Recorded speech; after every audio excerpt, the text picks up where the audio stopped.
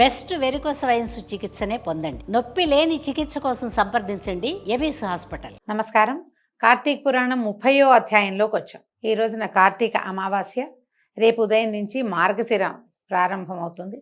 ఈ అమావాస్య నాటి తెల్లవారు అంటే పోలి పాడ్యమి అంటాం కదా, అమావాస్య వెళ్ళగానే ఈ పోలి పాడ్యమి నాడు చేయవలసినటువంటి జ్వాలాతోరణము, తర్వాత నీళ్ళలో దీపాలు విడిచిపెట్టడం లాంటి క్రియలు చేసుకోవచ్చు. ఈరోజు చెప్తే రేపటికి ఏర్పరచుకుంటారని ఈ పూటే చెప్తున్నాను.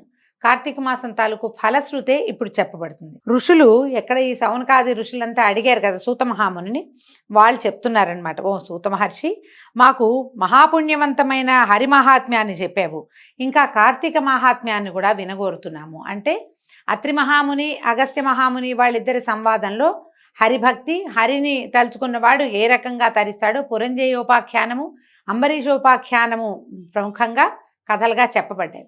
ఇప్పుడు ఆయన ఇది నువ్వు హరిభక్తిని గురించి చెప్పావు, కార్తీక మాసం వల్ల వచ్చే ప్రయోజనాన్ని కూడా మళ్ళీ ఇంకొకసారి చెప్పమని అడుగుతున్నారు. కలియుగమందు కలుషమానసులై రాగాదులకు లోబడి సంసార సముద్రమందు మునిగి ఉన్నటువంటి వారికి అనాయాసంగా పుణ్యం లభింపజేసేది ఏమిటి? ధర్మములలో పెద్ద ధర్మం ఏమిటి? దేనివల్ల మోక్షం సిద్ధిస్తుంది? దేవతల లోపల ఎక్కువ, అందరి దేవతల్లోనూ గొప్ప దైవం ఎవరు? ఏ కర్మ చేత మోహం నశిస్తుంది? కలియుగ మానవులు మందమతులు, జడులు, మృత్యుపీడితులు అవుతారు కదా, వారికి అనాయాసంగా మోక్షం దొరికే మార్గం ఏమిటి అని అడిగారు. ఇంకా ఇతరమైన హరిగాథలు కూడా చెప్పమంటే అప్పుడు ఈయన ఏమన్నాడంటే, మునీశ్వర్లారా, మీరు అడిగిన ప్రశ్న చాలా బాగుంది. మంగళకరమైన హరికీర్తన కూడా స్మృతికి వచ్చింది కాబట్టి సర్వ సుఖకరమైన దానిని చెప్తాను వినండి అన్నాడు. మీరు అల్పబుద్ధులైన జనులకు మోక్షోపాయాన్ని చెప్పమని కోరారు. ఈ ప్రశ్న లోకోపకారం కొరకు అయినది అవటం వల్ల నాకు చాలా ఆనందదాయకంగా ఉంది. అనేక యాగాలు చేసి, అనేక పుణ్యతీర్థాలయందు స్నానాధికాలు ఆచరించి ఏ ఫలాన్ని పొందుతారో ఆ ఫలితము ఇలాంటి మాటల వల్ల లభిస్తుంది. మునీశ్వర్లారా వినండి. కార్తీక ఫలము వేదోక్తమైనది, అనగా కార్తీకమందు వేదోక్త ఫలమును పొందుతారు.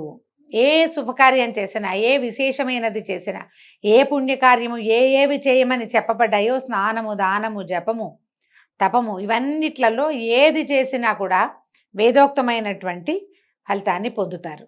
కార్తీక వ్రతమే హరికి ఆనందకారకము. సర్వశాస్త్రములను సంపూర్ణముగా చెప్పడానికి నేను సమర్థుడని కాను, కాలము చాలదు కాబట్టి శాస్త్రసారములలో సారాన్ని చెప్తాను వినండి. శ్రీహరి కథను సంగ్రహంగా చెప్తాను. శ్రీహరి కథాసక్తులు ఘోరమైన నరకములకు పాల్పడక సంసార సముద్రము నుంచి తరిస్తారు. కార్తీకమందు హరిని పూజించి స్నానము, దానము, ఆలయములందు రాత్రి దీపాన్ని వెలిగించడము చేసేవాళ్ళు అనేక పాతకాల నుంచి శీఘ్రంగా విముక్తులవుతారు. ఇందులో సందేహం లేదు. సూర్యుడు తులారాశిని పొందింది మొదలు 30 దినాలు కార్తీక వ్రతాన్ని చేయవలెను. ఈ విధముగా చేయువాడు జీవన్ముక్తుడవుతాడు. సూర్యుడు తర్వాత బ్రాహ్మణులు కానీ, క్షత్రియులు కానీ, వైశ్యులు కానీ, శూద్రులు కానీ, స్త్రీలు కానీ కార్తీక వ్రతాన్ని చేయని ఎడల తమ కులజులతో సహా అంధతామిశ్రలు నరకాన్ని పొందుతారు. ఇది స్త్రీలు అని ప్రత్యేకంగా చెప్తారండి. అంటే సాధారణ రోజువారీ పూజా విధానం ఆ కాలంలో పురుషులదే కానీ వాళ్లే యజ్ఞము అవి చేసుకోవాలి. స్త్రీలకి ఈ పూజలకి కావలసినటువంటి పరిచర్య చేయటం, యజ్ఞానికి కావలసిన పరిచర్య చేయటం, భర్తతో కలిసి హోమాన్ని ఆచరించడమే కానీ వాళ్ళు విడిగా చేసుకోవలసిన దాంట్లో ఇవి లేవు, పెద్దవి లేవు. అప్పుడు వాళ్ళకి స్త్రీలకి కొన్ని పూజలు మాత్రమే చెప్పబడేవి, వ్రతాలు మాత్రమే. అవి కూడా చాలా తక్కువ ఉండేవి. ఇది ముందు యుగాల్లో చెప్పబడింది కదా, తక్కువ. భర్తలు చేస్తేనే భార్యలకు ఆ ఫలితం లభించేలాంటి విధాయకం ఉండేది. అందుకని స్త్రీలు చేయాలంటే ఇప్పుడంతా స్త్రీలే ఎక్కువగా చేస్తున్నారు. పురుషులు ఎవరు పూజల్లో పెద్దగా పాలు పంచుకోరు. ఆడవాళ్ళకే పూజల మీద ఆసక్తి.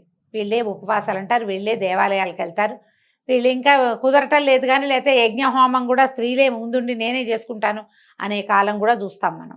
మీరు చాలా దేవాలయాల్లో ఈ కాలంలో అభిషేకాల దగ్గర చూస్తే మగవాళ్ళు రారు, ఆడవాళ్లే అభిషేకం చేయడానికి పూనుకుని కనపడతారు. దేవాలయాల వాళ్ళు కూడా కొన్ని చోట్ల ఒప్పుకుంటారు, కానీ ఆ కాలం అట్లా ఉండేది కాదు. స్త్రీలు ప్రత్యేకంగా చేయాలంటే ఉపవాస విధి చేయాలి, ఈ వ్రతం చేసుకోవాలి అని చెప్పబడింది. అందుకని ఇంటి హరినామ సంకీర్తన చేయటం, దీపాలు పెట్టుకోవటము, ఎవరైనా పురాణం చెప్తుంటే శ్రద్ధగా వినటము, మగవాళ్ళు ఇంట్లో పురుషులో పెద్దవారో ఎవరైనా పూజ చేసుకుంటుంటే వాళ్ళకి ఇళ్ళకి పెట్టి ముగ్గులు వేసి అవన్నీ ఏర్పరిస్తే కూడా పుణ్యమే కాబట్టి ఇలాంటివన్నీ చేయటం. దీంతో పాటుగా కార్తీక పురాణ శ్రవణం చాలా విశేషంగా చెప్పబడింది. అయితే ఇంకేం చెప్తున్నారు, వీళ్ళు ఒకవేళ మనకి చేయవలసిన విధి ఉండి అవకాశం ఉండి కూడా మనం చేయకపోతే వంశంతో పాటు మొత్తం అంతా అంధతామిశ్రం అనేటువంటి ఒక చీకటి లోకాల్లో పడిపోతారట, నరకంలో. కార్తీక మాసంలో కావేరీ జలమందు కానీ ఏ నదీ జలాల యందు కానీ స్నానం చేసేవాళ్ళు దేవతల చేత కొనియాడబడి విష్ణులోకాన్ని పొందుతారు. కార్తీక మాసమందు స్నానం చేసి హరిహరాదులని పూజించేటువంటి మానవుడు విగత పాపుడై వైకుంఠాన్ని లేదా కైలాసాన్ని చేరుతాడు. కార్తీక వ్రతం చేయని వారు 1000 జన్మములందు చండాలుడై పుడతారు. మేము చెయ్యట్లేదంటే అంటే అందుకే కార్తీక పురాణంలో చెప్తారు, అన్ని రోజులు కాకపోతే కొన్ని రోజులు చేయి, కొన్ని రోజులు కాకపోతే ఒక్కరోజైనా చేయరా నాయనా, నువ్వు తరిస్తావు, ఒక్కరోజు చేసినా సరే విశేషమైన ఫలితం ఇస్తుందనే చెప్పబడుతుంది. కార్తీక మాసము పరమ పుణ్యకరము, సమస్త మాసములందు శ్రేష్టము. కార్తీక వ్రతము హరి ప్రీతిదాయకము, సమస్త పాతకహరము, దుష్టాత్ములకు అలభ్యము. ఇంత దుర్మార్గులకి దొరకదట. ఎవరైతే వ్రతం చేయగలుగుతున్నారో వాళ్ళు పుణ్యాత్ముల కింద లెక్క. తులయందు రవి ఉండగా కార్తీక మాసమందు స్నానము, దానము, జపము, పూజ, హోమము, హరిసేవయు చేయువారు సమస్త దుఃఖముక్తులై మోక్షాన్ని పొందుతారు.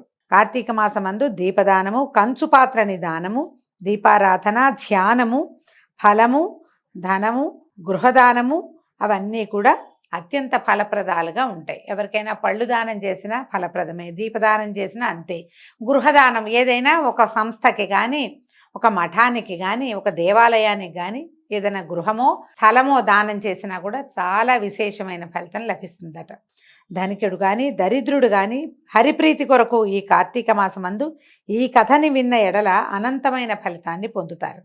కార్తీక మహాత్మ్యము సర్వపాపములను నశింపజేయును, సర్వ దుఃఖములను తొలగించును, సమస్త విధములైన సుఖములను కలిగించును, అన్ని పుణ్యముల కంటేను అత్యంత అధికమైనది అని చెప్తున్నారు. ఇది చూడండి చెప్తారు. కార్తీక మహాత్మ్యంలోని 30వ అధ్యాయం దీంతో పూర్తయిందండి.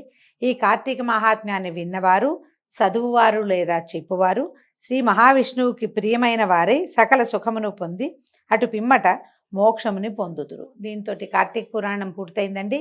రేపు ఉదయం నుంచి మార్గశిర మాస విశేషాలతోటి అవకాశం ఉంటే మళ్ళీ కలుసుకుందాము. నమస్కారం.